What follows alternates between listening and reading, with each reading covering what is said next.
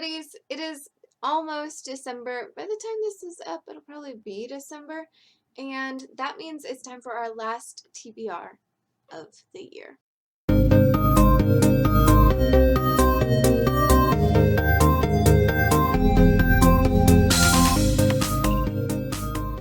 Alright, I have a readathon that has been going on from November through the end of December called the Clear Your Shit Readathon. Let's see how I'm doing so far. I finished a good chunk. This upcoming week I have a few that cross from November to December, so I'm going to add them on this TBR, although you may have seen them last month. So really there were only 2 books I didn't finish. The first one was my most expensive book, which I chose The Shadow Rising, a Robert Jordan book. I had started this and haven't picked it up since like October really. So this is going to be my priority. Because it's a chunky one, I am going to let myself pick some smaller books for the rest of these because I really do want to get this done. I'm part of a Discord group, so I need to get this done by the end of December for that group. Just in case you were wondering, this is the Fourth Wheel of Time book. So I'm on like chapter 7. I may have to kind of review a little bit because it's been a while, but I do remember some very intense visions right off the bat. I also didn't finish my scary book, which I chose American Psycho. I have it on hold at the library, but it's been pending since the beginning of November, so who knows if that'll come in. I usually draw cards for my TBR, but I feel like I want to get this guy done, and I want to be realistic. I did get a lot of books done in November. I just want to be successful the last month of the year. I'm going to give myself a chance to actually choose my books instead of drawing them and trying to fit them in. They are going to be books that I need to read. They're still on my physical TBR, so that's the real goal, isn't it? So 2 of the books you saw from last TBR video, I had to have something blue. It was supposed to be watery, but I'm going with Goosebumps, the Blob That Ate Everything. This is a story about a boy who writes a monster story and the monster actually comes to life. And I love the monster. Like I said in my last video, it reminds me of bubblegum. I don't know why. I just always loved it. And then I had a character you wanted to fight, and I chose The Reckoning by John Grisham. This one has a guy who just goes crazy one day and murders people. Doesn't seem like somebody I'd get along with. I don't know that I'd want to fight a murderer, per se. Don't know if I'd win that battle. Our next book is going in the recommendation spot. I've had this on my list before, but it is The Shadow of the Wind by Carlos Ruiz Zafran. Yeah, I really want to get to this. It seems like a very cool premise. It's about a kid who finds a book called The Shadow of the Wind. He loves the book, and then he realizes that there aren't any other copies, so he's kind of going on a journey to figure out what's happening to the books by this author and what the mystery behind that is. So, a book about books. Can you go wrong? I don't think so. I've heard really good things. This was recommended by my boyfriend. He thought I'd really love it, so I'm excited to see. I think this is going to go better as far as recommendations from him than Blood Oath. After that, I have a mini monster, which I don't know yet, and a book that I've forgotten. I'm going to read The Secret Garden. Don't mind the front of this book. The poor thing. It's kind of like my Goosebumps. The Goosebumps, the kids tore off the back half, so they tore off the front half. So, you know, keeping it fresh, I guess. I will eventually get a better copy of this, but this is the one I have. And I know I read this as a kid. I don't remember anything about it. I'm assuming it's about a secret garden. I know that the girl in this, I think, is an orphan. It's, again, a nice short one to finish off the year. So this is going in that book that I've forgotten slot. Also had in that week a free choice. And this is one of the books for my characters. So I'm going to choose Among the Hidden by Margaret Peterson Haddix. This is another one that I know I read as a middle schooler, upper elementary, and I remember enjoying, and I can remember more of the premise of this one than The Secret Garden, but I'm excited to reread it because it's just been so long. This is part of a series. I don't know that I'll be reading the other books in this series, mainly because if I remember right, this felt very okay as a standalone, in my opinion, but we'll see. In this book, you follow Luke, and Luke is a third child, and you're not allowed to have three children. So he's been hidden his whole life, hence among the hidden. Never been out of the house, never been to school, you know, just really wants to go out and be seen, but knows the danger. And then one day, he sees like a flicker in a window in the neighbor's house and realizes that they also have a secret third child. So it's about him and the other secret third child getting to know each other, kind of finding a way to communicate. If I remember right, the ending of this is sad and brutal. But yeah, I'm excited to reread this. So this is the free choice. This is my free choice. This one called For a Book with a Map. It's time that I read book 2 in the Mistborn trilogy, Era 1. So this is The Well of Ascension by Brandon Sanderson. It has, first of all, I got the fancy covers. I don't know if they're considered the fancy covers, but to me they're fancy. Mainly because I've always had mass market paperbacks. I didn't know fancy covers were a thing until I started watching BookTube.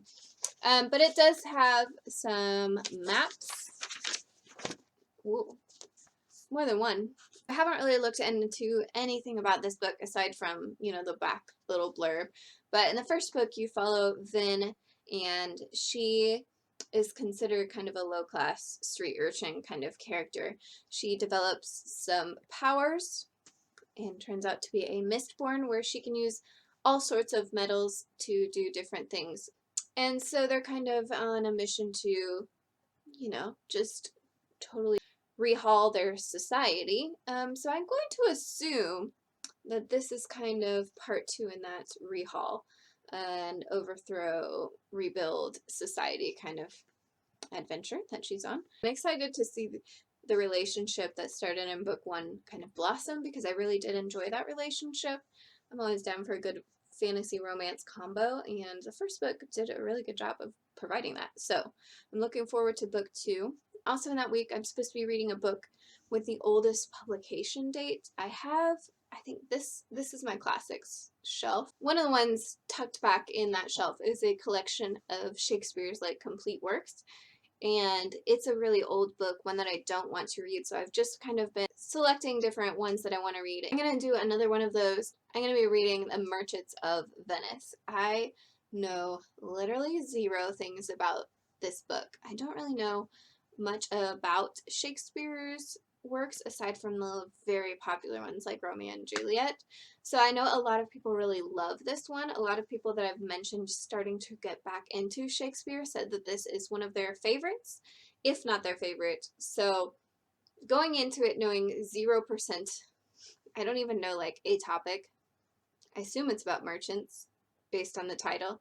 But yeah, I know nothing. But I'm hopeful that this will be my new favorite as well. I've read 3 of his so far, and again, just kind of working my way through his collection. I also, in that week, I'm supposed to read a pre-order. I don't really pre-order books. Instead, I'm going to be reading one of my NetGalley picks, because that's kind of a pre-order, right? For my NetGalley pre-order, I'm going to read Unchosen by Catherine Blair. This book sounds really interesting. A girl called Charlotte, and Charlotte has 2 conundrums in her life. The first is that the guy she's in love with is in love with her older sister. The second is that there is a new disease called the Crimson, where if you make eye contact with an infected, you become a crazy meat-eating cannibal. You know? And so Charlotte is kind of going through these 2 very tough and very different issues. She is the middle sister of 3. Her older sister, Harlow, is kind of, again, overshadowing her because she has become the leader of, you know, their little tribe and safe group. And her younger sister has been deemed the chosen one. So she's just in the middle, chilling, trying to figure out how to get the boy she likes to love her instead of her heroic sister. And then there's a raid on the camp, and they try and take her younger sister, the chosen one. His name is Vanessa, I think. And Charlotte decides to go in her place because she's got to make a destiny for herself, you know? So yeah, it sounds really good. I'm hopeful. I've had two very different NetGalley adventures, I guess. The first book that I read was like a 1-star. The other book that I've read on NetGalley was like 4 or 5-star.